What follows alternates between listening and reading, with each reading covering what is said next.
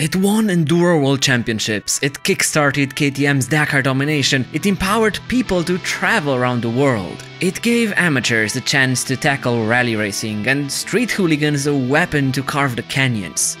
All of these motorcycles, as different as they might seem, have one thing in common, and that thing goes by a simple name: LC4. An engine platform that rose to a legendary status, a well-known and documented one. Except, it's not that well known. And it's an engine that didn't come without its conspiracies. In fact, it's the story of a prototype that the internet and seemingly even KTM had forgotten about. One with a strong human side. But before diving into the tale of this bike that time had seemingly forgotten, you need to get some context. It's 1982, in the Austrian factory, the engineers started working on a new 4-stroke platform. This was going to be KTM's first of such kind. They took the housing of a 500cc 2-stroke, stripping it apart step by step, converting it into a big old thumper. Initially, the philosophy was simple. Only the essentials, but only the finest essentials. This new power unit was going to be a racing demon, one with performance held on the highest pedestal. Its name, LC4, stood for, well, we don't actually know. Common knowledge points to the number 4 representing the amount of strokes. It makes sense, KTM had LC2, 2 strokes. But if we look at the modern days, the LC8 doesn't have 8 strokes. Another theory is the number actually ties to the valves, which would make sense, 4 and 8. But then, the 2-stroke LC2 has no place in that naming scheme. Ultimately, it doesn't really matter. What does is... KTM spent 5 years developing this new engine in a quest to achieve perfection. And so, in 1987, the Austrians unveiled a new weapon. A 553cc 4-stroke in the form of the KTM 600 GS LC. Handful of a name aside, this promised to revolutionize dirt biking, to bring it into the modern world. It was purpose-built for enduro racing, and it didn't take long for it to gain success. In fact, people will always remember the 600 as being the original LC4, the one that started everything. What if I told you it wasn't? In fact, the platform we know today was birthed by a prototype, one so rare that even KTM barely mentions it. You won't find it in most articles, it's a bit of a ghost. But it was a bike that gave the world this legendary platform, and a bike that built careers. Literally. When developing the LC4, KTM played around with the idea of a smaller bore engine, and that's how they came out with a 350cc version. Just as mysterious as the bike, its rider, Joachim Sauer, has a hidden story. The story of bringing KTM's first 4-stroke glory, a story that's escaped most Wikipedia articles. Let's scroll back a bit. Joachim rose through the ranks as a kid, starting on 50cc's and building his way up all the way to 125s. As he got better at enduro racing, he decided to sign up for college and study engineering. In 1985, in order to graduate, Joachim wanted to do a few races himself. Don't ask me how that worked, but it is what I managed to find out from interviews. It didn't take long for our man to show his skills in the World Enduro Championship, as just 1 year later he came back. His 125 KTM propelled him to the top, but funny enough, at first, Joachim didn't know it. During one of the last stages in Valencia, after having a disastrous race, he was feeling down. And then he was told the result. Shockingly, he became a world champion, against all odds. So, what does this have to do with the LC4? You need to understand, this racer at heart was also a great engineer, and that's how he came in contact with KTM. In fact, in the factory's eyes, he was a technical person first and rider second. Look, back then there was no money in enduro racing. A handful of guys could live off it, but it wasn't the norm. Also, KTM was a small operation. That's why the Austrians could only offer him 2,000 marks as day win bonuses, and expenses covered up to another 2,000 marks. It wasn't much, but it got him along. After his title, this is when Joachim's story becomes tied to the origins of the LC4. Remember that hidden prototype I mentioned? In 1987, KTM offered him that particular bike to race the World Championship. It was the original LC4. Still carrying the resemblance of its 2-stroke origin platform, the bike was an outright prototype. With that, it quickly turned out to be quite competitive. It had the power, the torque, and it was light enough to be thrown around during enduro tests. Performance-wise, the LC4 looked amazing. Yet, there was a problem. This bike was a wonder when it worked, but even looking at it funny could cause a breakdown. In reality, the prototype was very delicate. Joachim and KTM had to disassemble the motorcycle after every race, completely strip it apart and replace the broken bits. But it's a bike that carried an even bigger flaw. It was impossible to start. When cold, it proved to be a challenge, but if the engine stalled while hot, it was game over. In fact, that caused Joachim to develop some health issues with his left hand.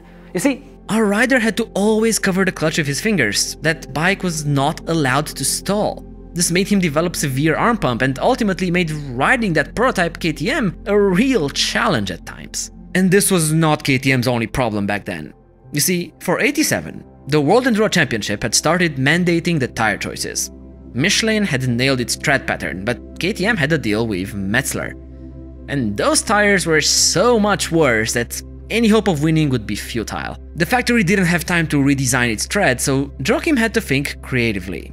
They were going to enter and exit Parc Fermé with the Metzeler tires, but then sneak out and change the wheels with Michelin rubber. Was it allowed? Well, that's a bit of a grey area. As long as they employed this trick, Joachim managed to win stages and kept the LC4 in the race. Soon after though, competitors noticed something fishy was going on. After a protest was put in place, the KTM team had to switch back to the Metzelers. That marked the end of their winning streak. But they had done enough.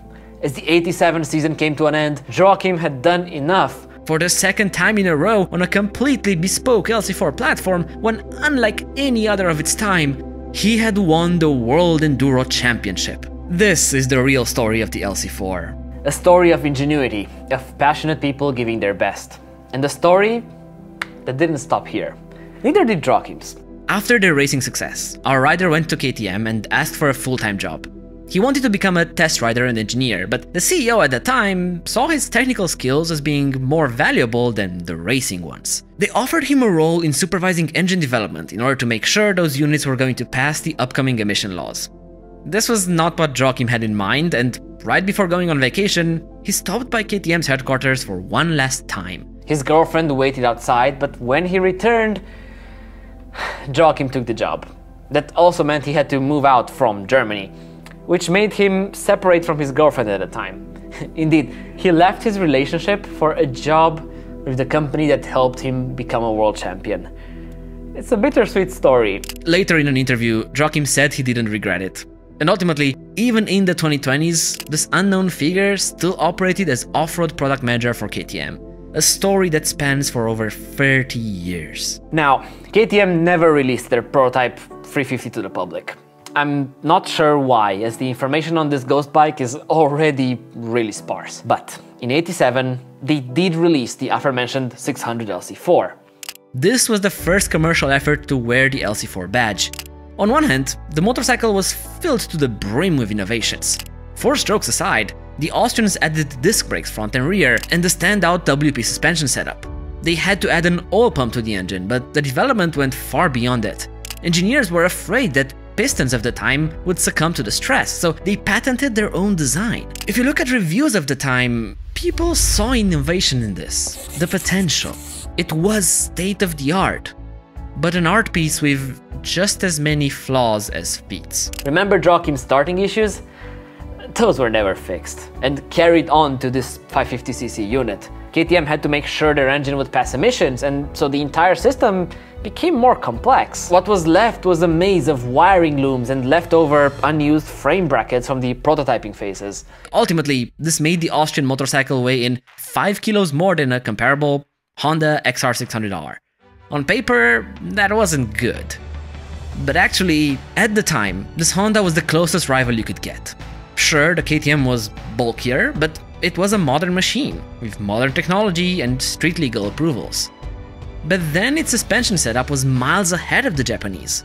Yes, it did cost $1,100 more, but by the time you upgraded the XR to a similar level, you could just as well have bought the KTM. And it shows, as the LC4 went on to win multiple trophies throughout its career, and even after KTM's financial trouble in 1992, the LC4 would stand as the baseline of the manufacturer's racing success throughout the 90s. I don't think it's wrong to say that this platform might be the most successful one in history. And this origin story, the struggles, where it all started, answers a big question. The why? I would argue most off-road four-strokes mostly came from motocross, or maybe desert racing.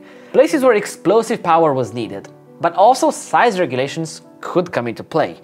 But KTM never designed the LC4 for that purpose. This was a platform born in Enduro, and realistically, Enduro racing is closer to what most people ride in their back gardens. That's why they could afford to increase its capacity over the years, because they weren't tied to regulations. It's how this power unit became the driving force of one of KTM's most iconic bikes, the Duke. What started as a chopped up enduro bike with different wheels and fairings bolted on, morphed into one of the brand's most well-known motorcycles. Ever since, this LC4 platform powered street-going supermotos. It won the Dakar multiple times and propelled people like Lyndon Poskett all around the world. And all that done with one single engine. It's hard for me to think of one other example like it. Example that proved to be so versatile. That's what really makes this legendary. But it wasn't all smooth sailing. As the 2000s came closer, KTM revamped their four-stroke dirt bikes. Completely different engines, and the LC4 was left out. Except, this platform had evolved, and it found a new home in Dakar racing. Sure, throughout the 90s it got stage wins, but in 2001, Fabrizio Meoni was going to propel KTM into the history books. And Meoni's saying it's a lot harder when you go slower. It's been an awful long way, this rally. Well, for Meoni, finally, it's a Dakar win. The Italian bringing joy to KTM. Au classement général, Fabrizio Meoni de KTM. And it was a clean sweep in 2000. The top 5 places locked out by KTM. Dakar's longest winning streak was about to commence, and all thanks to this one engine. In the years to come, these rally bikes became the go-to for any serious racer, and nobody could beat them. With riders like Meoni, Sainz, Romao or Cyril Desprez, the 600+cc monsters were untouchable. In fact, only one thing could stop this domination. And that was ASO, when they banned motorcycles over 450cc from the rally. There's many stories behind this one engineering feat. And last but not least, there's the story of perseverance. Ever since the 80s, KTM kept updating the LC4. It got bumps in displacement, electric start, ride-by-wire and fuel injection. It got balancer shafts too. It brought out some of the most iconic motorcycles, like the 620 Adventure, a bike that's arguably defined a new genre. An adventure machine that truly resembled rally bikes. I mean, when ordering one, customers could spec, from factory, a roadbook holder and trip masters. Sure, it's not a platform without faults. From the early starting issues to the grenading rocker arms of the early 2010s. It had its highs and lows. It became the world's most powerful production single-cylinder engine, title that, even today, it still holds, after Ducati briefly stole it. Nowadays, the LC4 sits behind one of the Austrian's most iconic bikes ever built, and one of the most unique modern machines, the 690 Enduro R. Maybe I'll tell that story in another video, but ultimately, it's easy to make an engine dedicated to one purpose. Engine that's great at motocross or enduro or trials or long travel. What's really hard and rarely been done is an engine that can do all of that. Like, really do it well. Power plant that can conquer the street, the dunes of Africa, mud pits of England and everything in between. You see, that's what really makes the LC4 special. Because it's one of the only of its kind that can do it all. And do it pretty darn well. Thanks for watching.